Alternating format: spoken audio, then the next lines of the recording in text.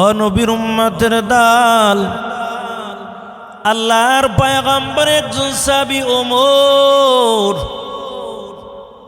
হাতের মধ্যে তলোয়ার নিয়ে দৌড়ায় আমার নবীর গর্দানটা কাটার জন্য। নবী ইসলামের দাওয়াত দেয়, কালিমার দাওয়াত দেয়। এই জন্য ওমর হাতের মধ্যে তলোয়ার নিয়ে দৌড়ায় আমার নবীর গর্দান কাটার জন্য। কিছু দূর যাওয়ার পর একজন লোক ডাক দিয়ে বলে, ওমর কই যাও? গরম মেজাজ কেন? গরম মেজাজ নিয়ে কেন তুমি তলোয়ার নিয়ে দৌড়াও?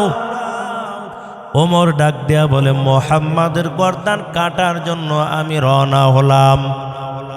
আল্লাহর বান্দা ডাক দিয়া বলে, ওমর নবীর গর্দান কাটার আগে নিজের ঘরের খবরটা একটু আগে নাও। ওমর ডেকে বলে, কি হয়েছে বলো?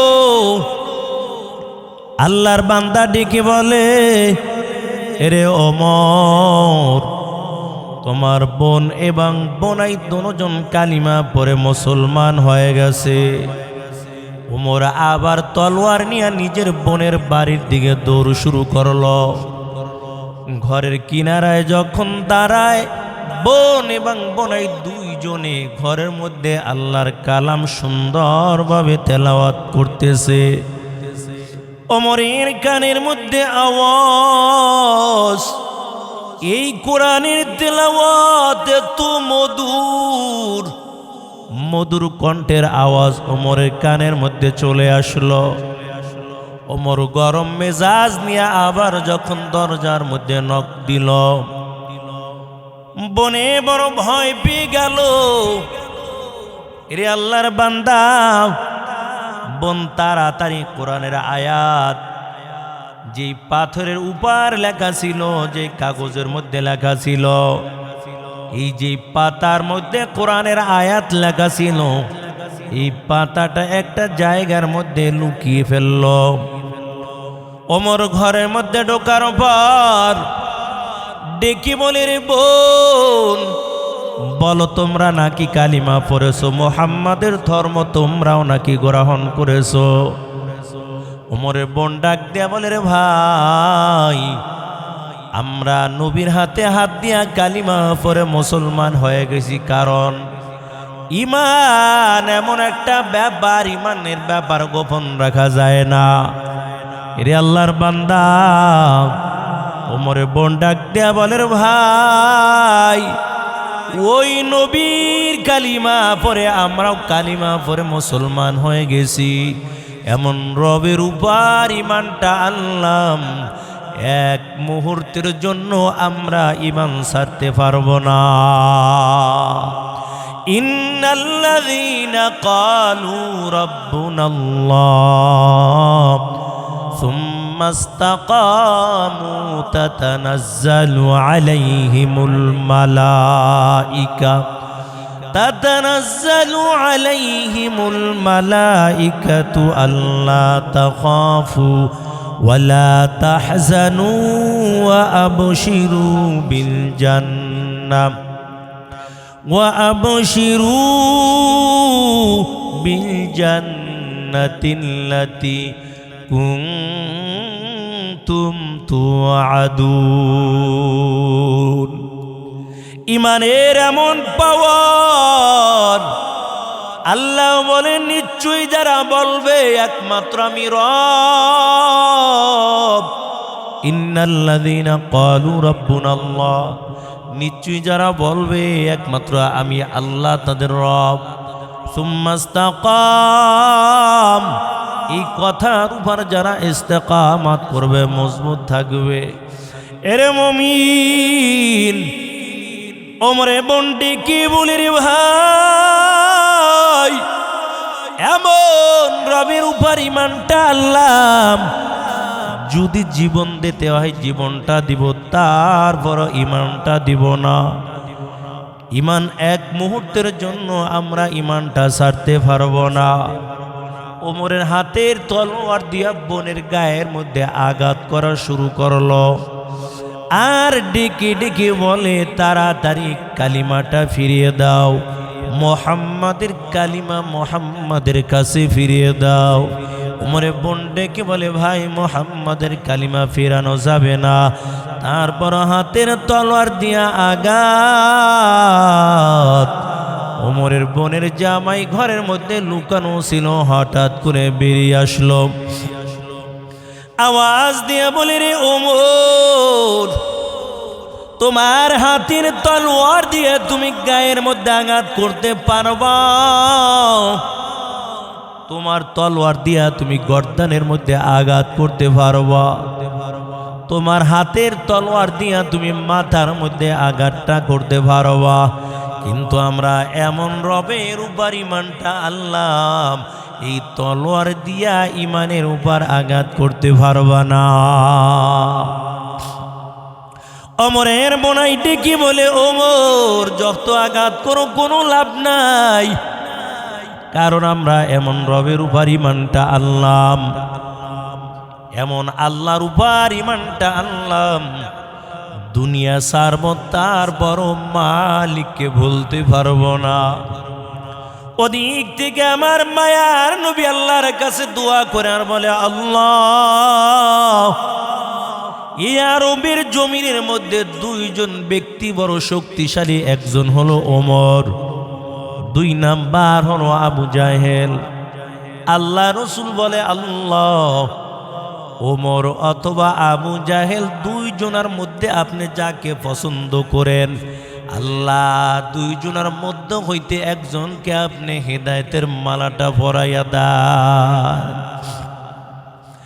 আল্লাহ মায়ার নবীর দোয়াটা কবুল করে নিল। হঠাৎ করে উমরের হাত থেকে তলোয়ার কাঁপতে কাঁপতে জমিনের মধ্যে পড়ে যায়। ডেকে ডেকে বলে রে বোন, তোমরা কি জানি তেলাওয়াত করেছো, একটু আমাকে শোনাও, আমার মনে শুনতে চায়। ওমরের বোন বলে, কেমন করে তুমি শুনলা? আমরা আল্লাহর কালাম তেলাওয়াত করলাম। ওমর বলে, ঘরের দরজার কিনারায় চুপ করে করে তোমাদের কণ্ঠের আওয়াজগুলো আমি শুনলাম। এত সুন্দর মধুর আওয়াজ দিয়ে কি জানি তেলাওয়াত করেছে, একটু আমাকে শোনাও। এরে আল্লাহর বান্দা, কারণ এই কোরআনের মধ্যে এমন মজা আল্লাহ তাআলা দিয়েছেন, এত সুন্দর করে কোরআনের মধ্যে এত মজা, এত মজা। দুনিয়ার জমিনের মধ্যে যত বই রয়েছে, যত কিতাব রয়েছে, একবারে বেশি দুইবার পড়তে মনে চায় না। কিন্তু আল্লাহর কালাম বান্দা যতবার তেলাওয়াত করবে, যতবার পড়বে, যত পড়বে, ততই ওই বান্দার শুনতে শুধু মনে চাবে, পড়তে মনে চাবে। এরে মুমিন, আরবের লোকেরা ঘোষণা দিয়ে দিল, ওই কালামুল্লাহ শোনা যাবে না যখন আল্লাহর কালাম তেলাওয়াত করা হবে, বরং ওই জায়গার মধ্যে তোমরা হট্টগোল সৃষ্টি করবা। وقال الذين كفروا لا تسمعوا لهذا القرآن والغوا فيه لعلكم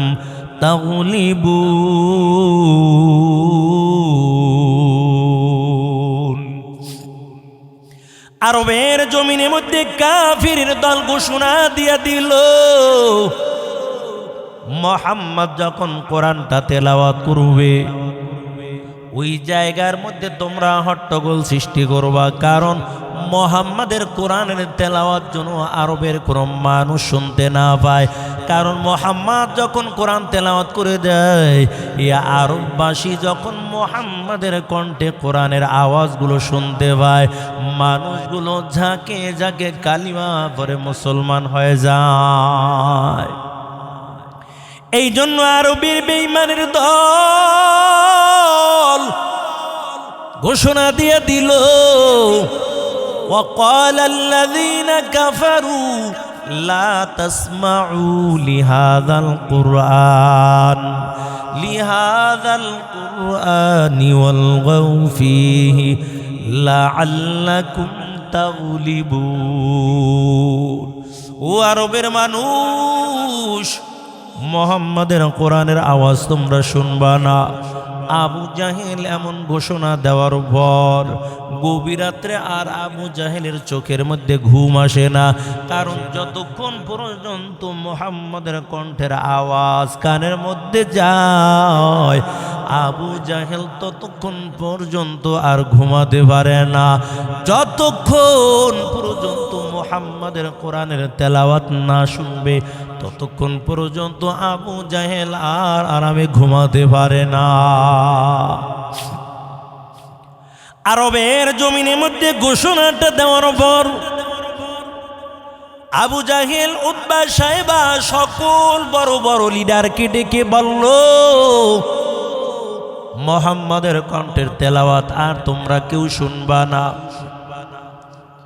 উতবা সাহেবা চিন্তা করলো, আজকে মুহাম্মাদের কোরআনের তেলাওয়াত কেউ শুনবে না, আবু জাহেল যাবে না, অন্য কেউ যাবে না, আজকে আমি একা গভীর রাতে যাব আর মুহাম্মাদের কণ্ঠে কালামুল্লাহর তেলাওয়াত মন ভরে ভরে শুনব। আর দিক থেকে আবু জাহেল চিন্তা করলো, যেহেতু আমি আরবের বড় নেতা, এমন ঘোষণা দিয়া দিলাম আজকেও মুহাম্মাদের কণ্ঠে কেউ তেলাওয়াত শুনতে যাবে না, আজকে আমি একা মুহাম্মাদের ঘরের কিনারায় দাঁড়াইয়া দাঁড়াইয়া মন ভরে ভরে তেলাওয়াত শুনব। এরে আল্লাহর বান্দা, রাত্র যখন গভীর, আল্লাহর নবী কালামুল্লাহ তেলাওয়াত করা শুরু করে দিল। আবু জাহেল চলে গেল, উতবা সাহেবা সকলে চলে গেল, চুপে চুপে কোরআন তেলাওয়াত শোনার জন্য নবীর ঘরে কিনারায় দাঁড়িয়ে গেল। আল্লাহর নবী যখন তেলাওয়াতটা বন্ধ করে দেয়, আবার যখন কাফিরের দল যখন রওনা হয়, হঠাৎ করে প্রতিমধ্যে সাক্ষাৎ হয়ে গেল উতবার সঙ্গে। আবু জাহেল ডাক দিয়া বলে, তুমি কেন এই জায়গার মধ্যে আসছো?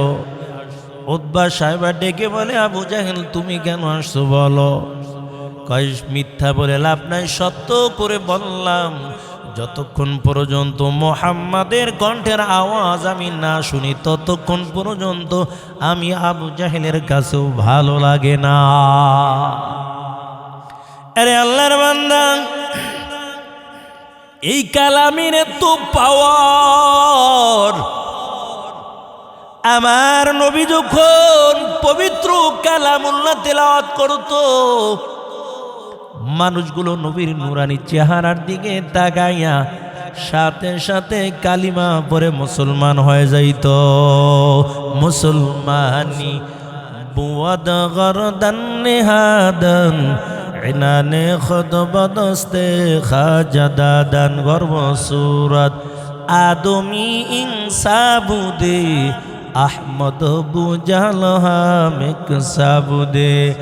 নবীর উম্মতের দল, এই কোরআনের এত পাওয়ার, আরবের জমিনের মধ্যে আবু জাহেল ডেকে বলে, মুহাম্মাদের কণ্ঠের তেলাওয়াত তোমরা কেউ শুনবা না। ওই কালাম যখন মায়ার নবী তেলাওয়াত করতো, আবু জাহেল নবীর কণ্ঠে তেলাওয়াত শোনার জন্য পাগল পারা হয়ে যাইত।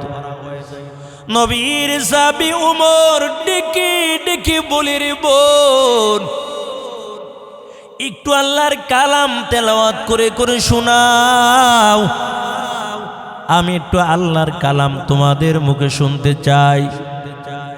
আর আল্লাহর কালাম একটু আমার হাতের মধ্যে তোমরা দিয়া দাও। ওমরের বোন ডেকে বলে, রে ভাই, এ আল্লাহর কালাম হলো পবিত্র, তোমার হাতের মধ্যে দেওয়া যাবে না, কারণ এই পবিত্র কালাম তোমার হাতের মধ্যে দেওয়া যাবে না, তবে দেওয়া যাবে একটা শর্তের বিনিময়। তুমি গোসল করে নাও, নবীর হাতে হাত দিয়া ইমানটা এনে পবিত্র হও। এই কালাম তোমার হাতের মধ্যে দিব, তোমাকে কালাম শিখাইব, তুমিও আল্লাহর কালাম মধুর কণ্ঠে তেলাওয়াত করবা। ওমর গোসল করলেন আর ডেকে বলে, রে বোন, আমাকে নিয়ে একটু নবীর কাছে চলো, কারণ আমিও কালিমা পড়ে মুসলমান হয়ে যেতে চাই। ওমরও কালিমা পড়ে মুসলমান হয়ে গেল। নবীর কাছে যখন ওমর চলে যায়, নবীর কাছাকাছি যাওয়ার পর নজর দিয়া দেখে এক পাশে নবীর সাহাবী, ওই নবীর প্রিয় সাহাবী বেলাল এক পাশে বসা, আর এক পাশে নবীর সাহাবী হানজালা বসা। নবীর সাহাবী আমির হামজা আর এক পাশে বসা। এরে আল্লাহর গোলাম, আমির হামজা দাঁড়িয়ে বলে, পয়গম্বর, ওই যে ওমর হাতের মধ্যে তলোয়ার নিয়ে আপনার দিকে আসতেছে, একটু অনুমতি দেন। আমিও বীর পালোয়ান আমির হামজা তলোয়ার নিয়ে দাঁড়িয়ে যাব, কারণ ওই ওমরের সঙ্গে আমি যতক্ষণ আমার জীবন থাকবে ওমরের সঙ্গে লড়াই করব। তারপরও ওমর যেন আপনার নবীর গায়ের মধ্যে তলোয়ার দিয়ে আঘাত করতে না পারে।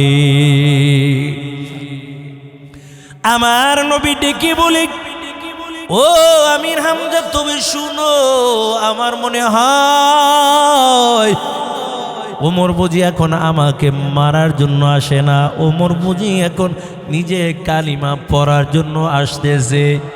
এরে আল্লাহর বান্দা, ওমর আমার নবীর কাছে বসে গেল, ডাক দেয়া বলে, পয়গম্বর, এই তলোয়ার এনেছিলাম আপনার গর্দান কাটার জন্য, কিন্তু এখনো তলোয়ার দিয়ে আপনি আমার গর্দানটা কেটে দেন। ও পয়গম্বর, আমি এই তলোয়ার আপনার গর্দান কাটার জন্য এনেছিলাম, এখন আপনি নবী আমাকে কালিমা পড়াইয়া মুসলমান বানাইয়া দেন। আল্লাহর পয়গম্বর নবী ওমরকেও কালিমা পড়াইয়া মুসলমান বানাইয়া দেয়। সাহাবায়ে কেরাম গোপনে গোপনে নামাজ আদায় করে আল্লাহর হুকুম পালন করে। ওমর ডাক দেয়া বলে, ও নবী আমার, আপনারা কেন গোপনে নামাজ আদায় করে নেন? আল্লাহর নবী বলে, ওমর, এই মক্কার লোকেরা এখনো ইসলাম গ্রহণ করে নাই, মক্কার লোকেরা এখন ঈমান সম্পর্কে ভালো করে বুঝে না, মক্কার লোকেরদের ঈমান অন্তরের মধ্যে নাই।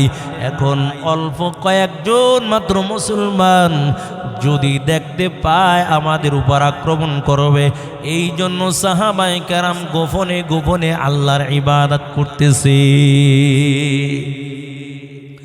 আমার ডেকে বলে, নবী আমার, এই নামাজ আদায় করা যেহেতু আল্লাহর বড় একটা হুকুম, কারণ নামাজ এমন একটা ইবাদত। আল্লাহর পয়গম্বর জানায়, ক্বালা রাসূলুল্লাহ সাল্লাল্লাহু আলাইহি ওয়াসাল্লাম, আউয়ালু মা ইউহাসাবু বিহিল আবদু ইয়াউমাল কিয়ামাতিস সালাহ। আল্লাহর নবী বলেন, কিয়ামতের ময়দানে সর্বপ্রথম নামাজের হিসাব নেওয়া হবে।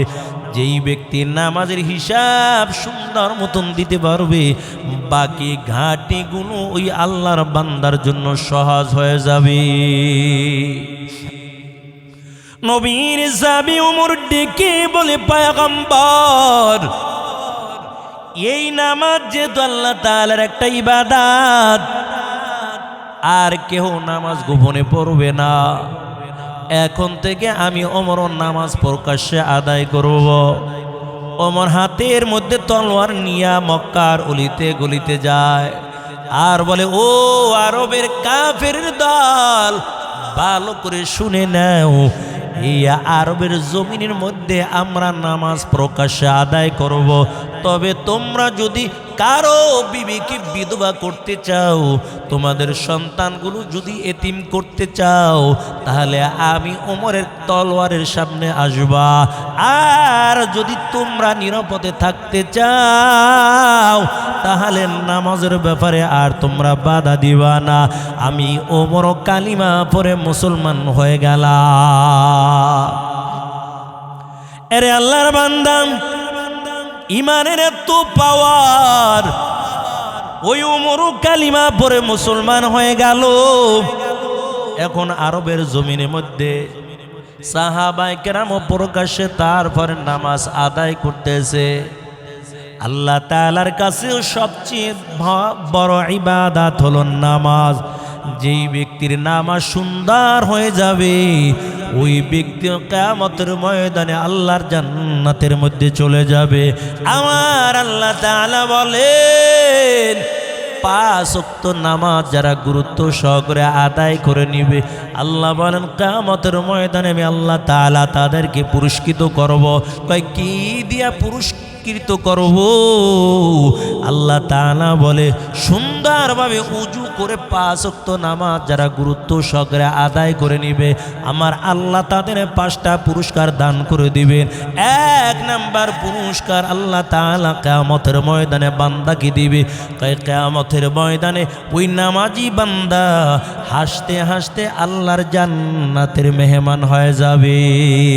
হার কে দারাত খাউফে হকদার দিল মাদাম জান্নাতুল মাওয়াদে হাদুরা মাকাম বেহেশত আযা কে আজারে নবাশাত কসেরা বা কসে কারে নবাশাত জান্নাতু दोज़ख से या रब क्या करूँ आरज़ू है मैं तुझे देखा करा।